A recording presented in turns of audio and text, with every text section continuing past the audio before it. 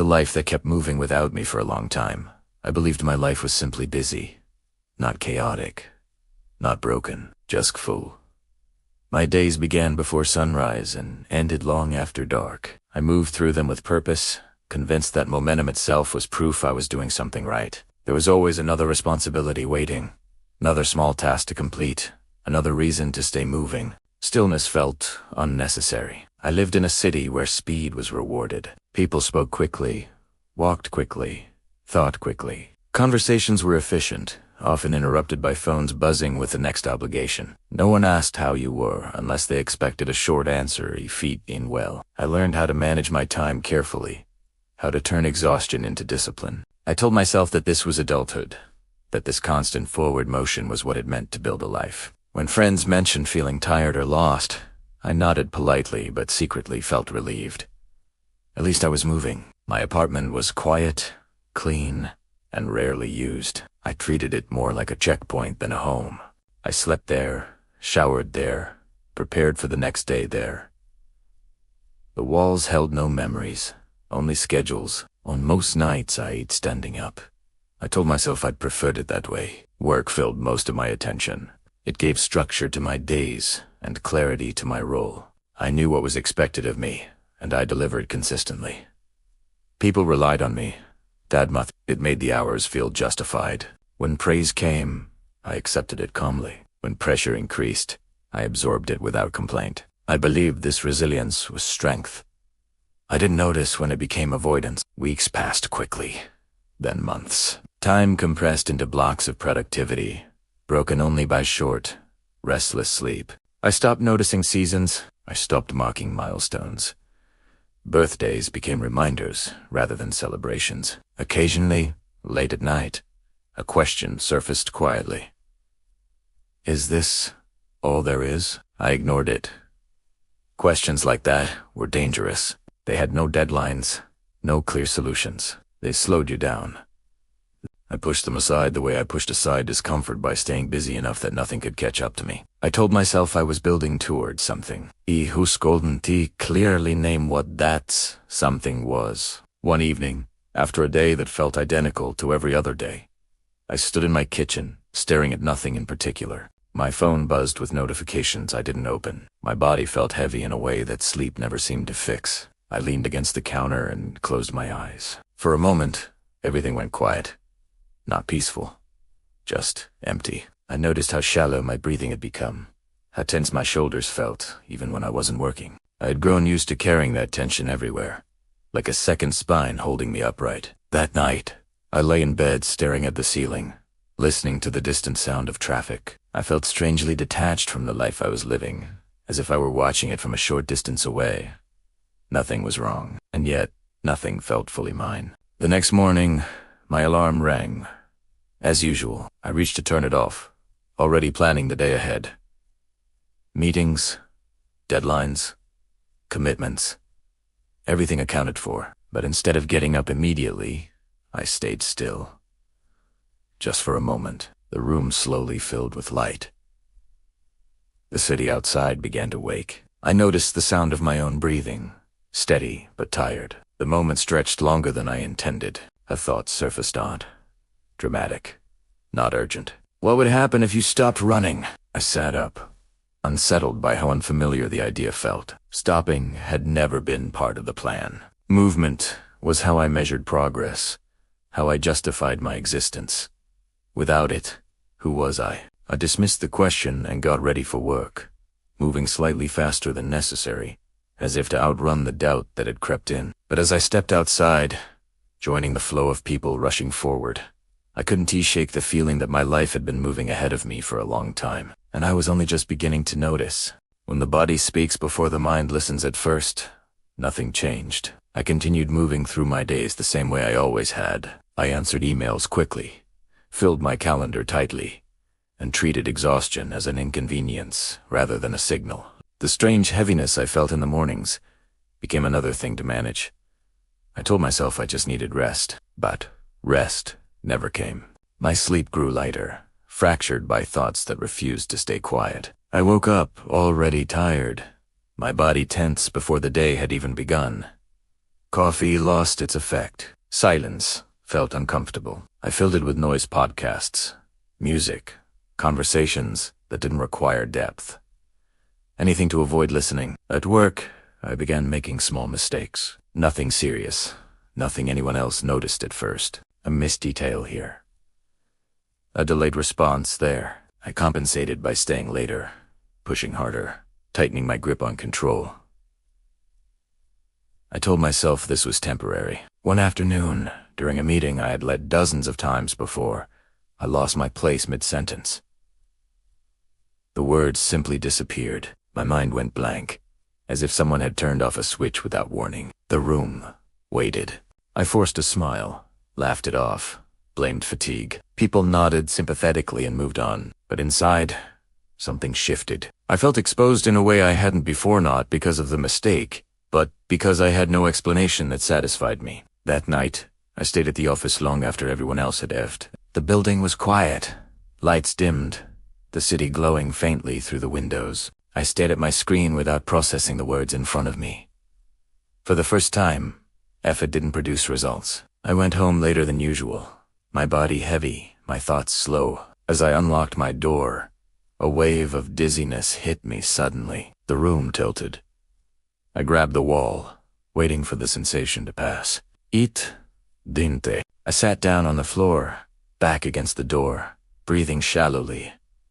My heart raced for no clear reason. I felt disconnected from my body, as if it had decided to act independently. After several minutes, the dizziness faded. I stayed where I was, embarrassed by how shaken I felt. Nothing dramatic had happened, and yet something was clearly wrong. The following weeks blurred together. I functioned, but barely. Each task required more effort than before. Each day felt heavier than the last. I grew irritable, withdrawn, impatient with small inconveniences. I stopped returning messages from friends.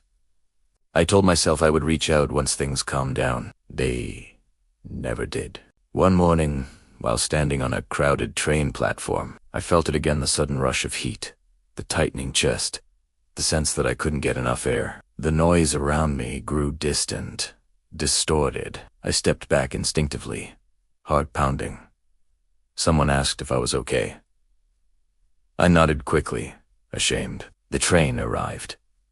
People pushed forward. I stayed behind, letting it pass. I called in sick that day for the first time in years. At home, the silence pressed in. Without the structure of work, I felt the questions I had been avoiding returned with force.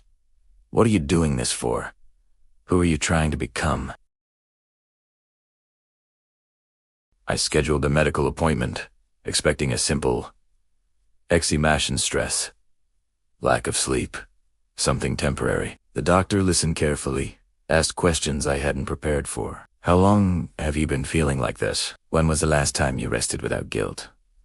What do you do for yourself, not for work? I didn't have clear answers. They suggested time off, reduced workload, boundaries I had never practiced. The words felt foreign, almost irresponsible. Your body is asking for attention, they said calmly. It's been patient long enough. I left the appointment unsettled. For the first time, slowing down wasn't a choice.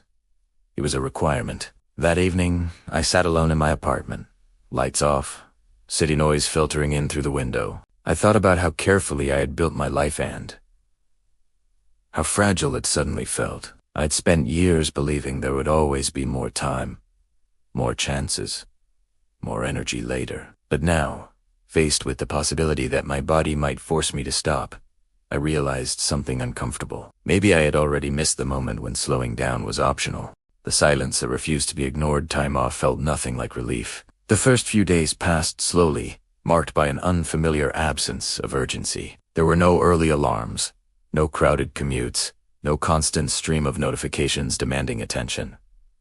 On paper, this was rest. In reality, it felt like withdrawal. Without a schedule to anchor me, my days lost shape.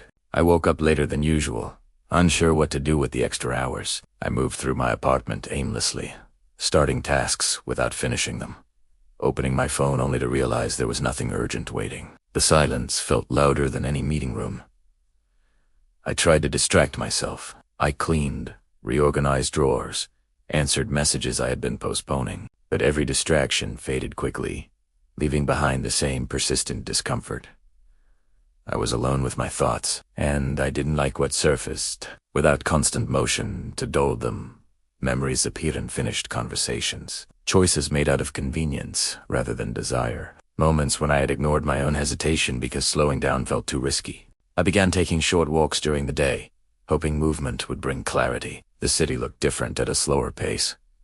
Cafes filled with people who seemed unhurt. Parks occupied by those who had time to sit without explanation. I felt like an outsider observing a life I had never learned how to live. One afternoon, I stopped at a small bookstore I used to pass every day without noticing. Inside, the air smelled of paper and dust. The shelves were crowded with stories waiting patiently, untouched. I wandered without intention, eventually pulling a book at random. Inside the cover, someone had written a note years ago, a message to themselves about beginnings, about choosing differently when given the chance. I closed the book gently and put it back.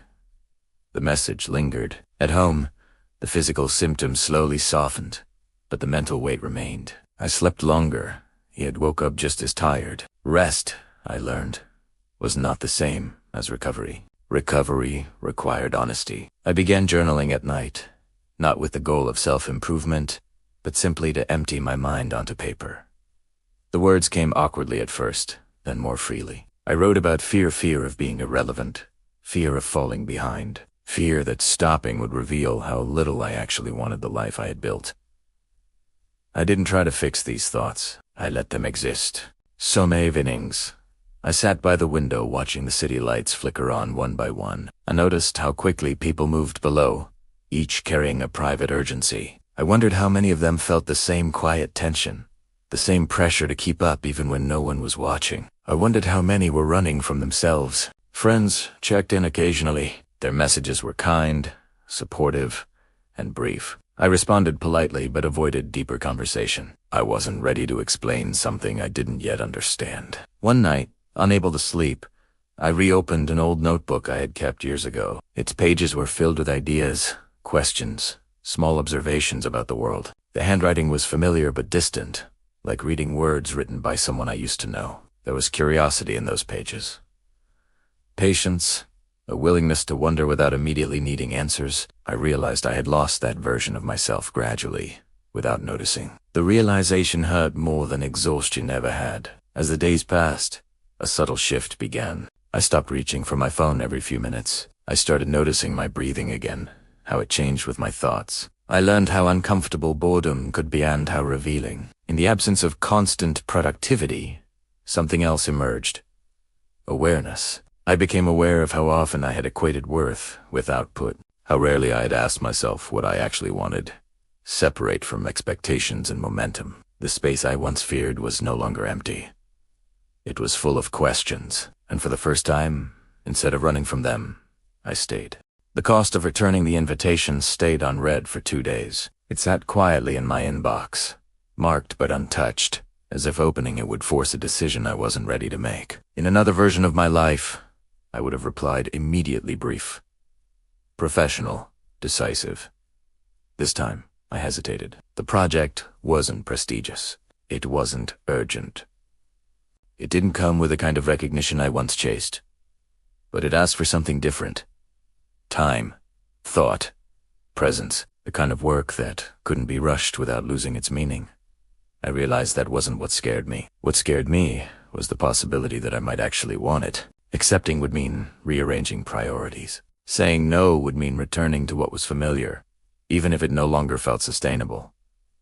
The choice felt heavier than it should have, because it wasn't just about work. It was about who I was becoming. I went for a long walk that evening, farther than I had in weeks. The city shifted as daylight faded, storefronts glowing softly, conversations drifting out onto the street. People moved with purpose, but not all of them seemed hurried. I wondered which ones were choosing their direction and which were simply following momentum. By the time I returned home, my legs were tired, but my mind was clear. I replied yes. The following days unfolded differently. My schedule adjusted, slower and less crowded. There were gaps between task spaces I had once filled instinctively.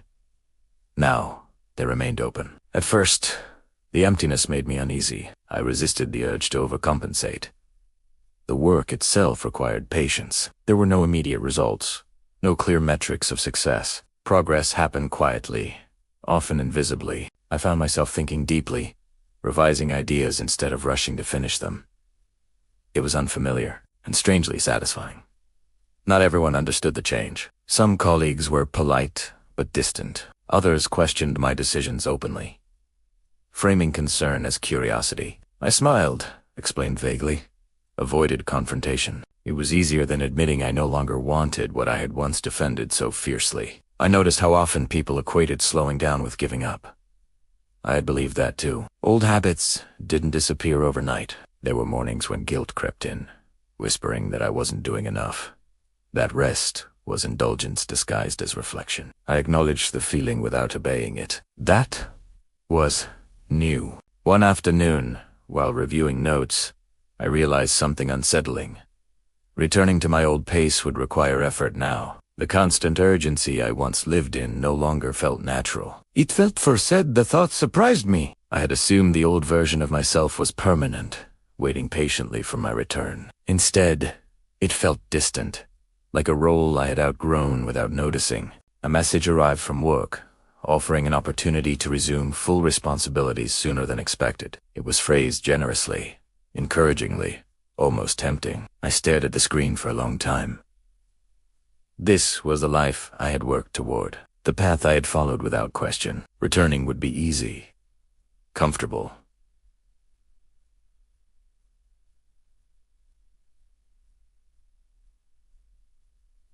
Expected, and heavy. For the first time, I understood that not all opportunities were invitations. Some were tests of how much you were willing to sacrifice to avoid uncertainty. I declined. The decision was quiet. No dramatic announcement. No immediate consequence. Just a simple choice made deliberately. That night, I sat alone with the weight of it. There was fear, of course. Fear of falling behind, of disappointing others, of discovering that this slower life might not lead anywhere at all. But beneath it, there was something else. Relief. I had chosen differently. As weeks passed, my days found a new rhythm. Not easy or just, more honest. I still worked. I still felt pressure, but it no longer consumed everything else. I began to understand that healing wasn't about escaping responsibility. It was about choosing which responsibilities were worth carrying. And once that choice was made, there was no unknowing it.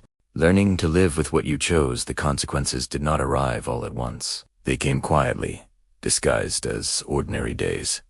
At first, life felt lighter. My schedule had space. My mind felt less crowded. I could finish a thought without interrupting myself. But beneath the calm, something else settled in uncertainty, steady and persistent. I had chosen a slower path, but the world around me had not slowed in response. Messages stopped coming as often. Invitations shifted. Conversations changed tone. People no longer assumed my availability, my ambition, my willingness to sacrifice everything for progress. I told myself this was natural. Still, it stung. There were moments when I questioned the decision, especially on days when progress felt invisible, when the work moved slowly, when effort did not translate into recognition. When I watched others advance along paths I had stepped away from, comparison returned quietly. Without asking permission, I reminded myself why I had chosen differently. I reread old journal entries, tracing the exhaustion I had once normalized. I paid attention to my body, to the absence of panic, to the way my breathing no longer felt shallow all the time. This was better, but better did not mean easy. Veningstout arrived without warning. It whispered questions that sounded reasonable enough to be dangerous. What if this is just fear pretending to be wisdom? What if slowing down is an excuse? What if you misread the signs? I didn't answer immediately. I learned that not every question needed resolution the moment it appeared. Some were meant to be carried for a while. Financial concerns surfaced next. With fewer hours dedicated to work, margins tightened. I adjusted my lifestyle carefully, noticing how much I had once spent to compensate for stress, convenience, distraction, silence, bought with money. Letting go of those comforts felt like another loss. Yet, there was clarity in it. I became more intentional. I planned meals. I walked instead of ordering rides. I learned the rhythm of my neighborhood, the same faces, at the same cafes. The same dogs walked at the same hours. I began to belong to my days instead of passing through them. One afternoon, I ran into someone I hadn't seen in years. We talked briefly, exchanged updates. When they asked what I was doing now, I hesitated before answering. The truth felt complicated. "I'm figuring things out," I said finally. They smiled politely, then told me about their promotions, their plans, their momentum. I listened, genuinely happy for them and unexpectedly sad. Not because I wanted what they had, but because I recognized how much of my former identity had been built on being able to give a more impressive answer. Woken over me, I realized how deeply I had tied self-worth to external validation. Without it, I felt exposed, unfinished. That realization was uncomfortable, but it was also honest. I started saying no more, often not just to work, but to expectations that didn't align with the life I was trying to build. Some people understood. Others drifted away quietly. I learned that choosing yourself does not guarantee support. It guarantees clarity. There were mornings when fear returned sharply, urging me to revert, to reclaim certainty, even if it came at the cost of peace. In those moments, I remembered the night I sat on my apartment floor, dizzy and disconnected, unable to pretend anymore. I remembered how it felt to realize that there might only be so many chances to listen before the body stopped asking politely. That memory anchored me, slowly, almost imperceptibly. Something shifted again. I began to trust my own pace. I noticed how ideas deepened when given time, how relationships felt different when not rushed, how presence changed the quality of ordinary moments. The world did not reward this change loudly, but it responded quietly. And for the first time, that was enough.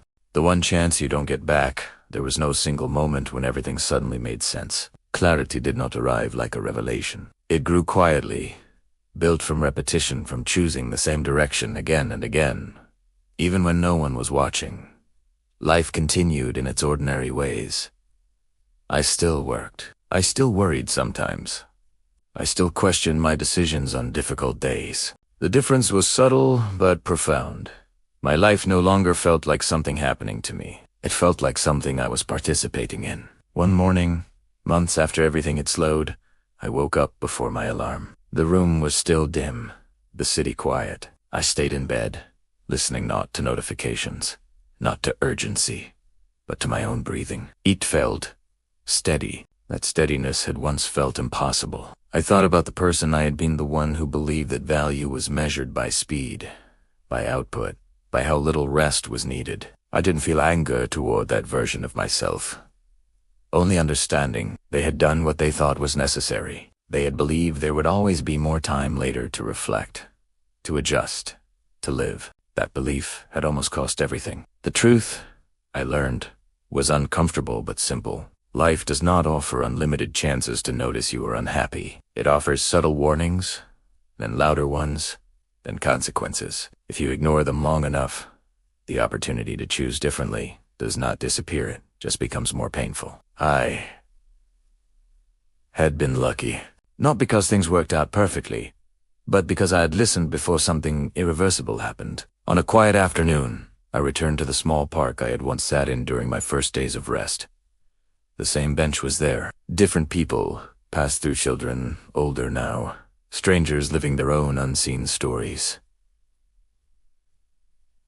I sat down and watched the light change. Nothing extraordinary happened, and that was the point. I realized I no longer needed my life to look impressive from the outside. I needed it to feel sustainable from the inside. That shift changed how I defined success, how I spent my energy, how I measured progress. Progress was no longer about distance. It was about alignment. I reached out to people I had drifted from, not to reclaim the past, but to reconnect honestly. Some relationships resumed. Others remained memories. I accepted both without resentment. Not everything returns when you slow down. Some things were never meant to follow you into the next version of your life. There were still days when fear whispered about missed opportunities, about falling behind, about being ordinary. When that happened, I reminded myself of something important. Ordinary moments are not failures. They are the foundation of a life you can actually live. Late one evening, as I closed my journal, I wrote a final note, not as a reminder, but as a promise. If you feel the urge to rush again, ask yourself why. If you feel the need to prove something, ask to whom. If you feel lost, stop running long enough to notice where you are. Because there is a moment in every life, easily ignored, when you are given a choice. Not a dramatic crossroads, not a public decision, just a private realization. You can continue the way you began living, or you can choose differently. You don't get infinite chances to make that choice, but you only need one. And once you take it, your life may not become easier, but it will finally become yours.